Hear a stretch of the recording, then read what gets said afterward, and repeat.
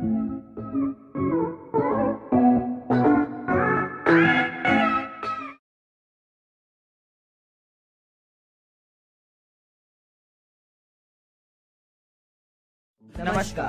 मैं वंश शर्मा और मैं देवांश महेश्वरी। हम आपको आज बदायूं के कुछ प्रसिद्ध और प्राचीन स्थलों के बारे में बताने और उनकी कुछ तस्वीर प्रस्तुत करने जा रहे हैं, जैसे सूर्य कुंड, रोजा, मखदूम जहां का मकबरा, जामा मस्जिद, सरसोता, बदायूं क्लब। हम चलते हैं सूर्य कुंड की ओर।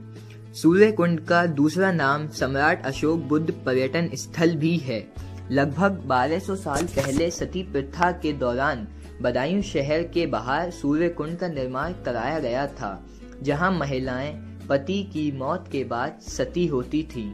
इस कुंड के पास आज भी कई सती मठियां बनी हुई हैं। राजा महिपाल के जमाने में जब सती प्रथा लागू थी, उस समय इस धार्मिक स्थल सूर्य कुंड का निर्माण कराया गया था।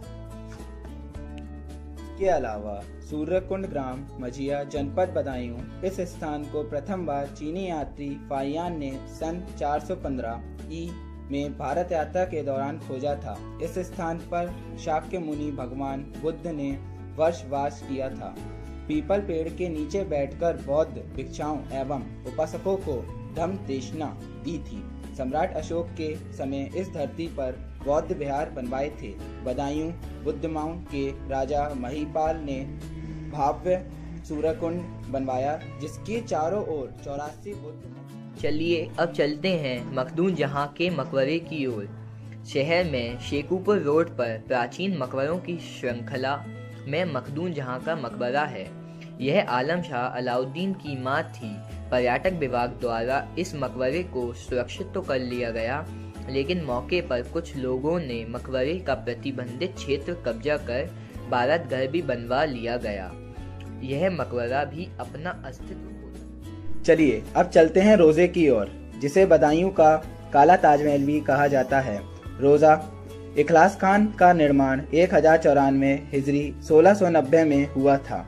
इस रोजे की लंबाई 152 और चौड़ाई 150 फीट और ईंटों से बनी है।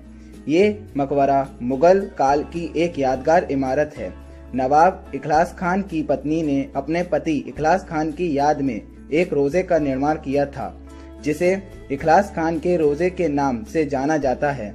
यह अलग बात है कि इस मकबरे को ताजमहल जैसी प्रसिद्धि प्राप्त। चलिए अब चलते हैं जामा मस्जिद शमशी की ओर। उस समय दिल्ली सल्तनत के शासक इल्तुमिश द्वारा मस्जिद का निर्माण किया गया था।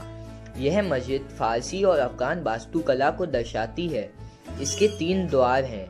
मुख्य द्वार शकील रोड के सामने लाल संगमरमर से बना हुआ है और 100 फीट लंबा है। दूसरा द्वार फरशोई टोला में और तीसरा सोता में है। इसमें 2 और गुंबदों से घिरा केंद्रीय गुंबद है और अन्य 5 गुंबद भी हैं।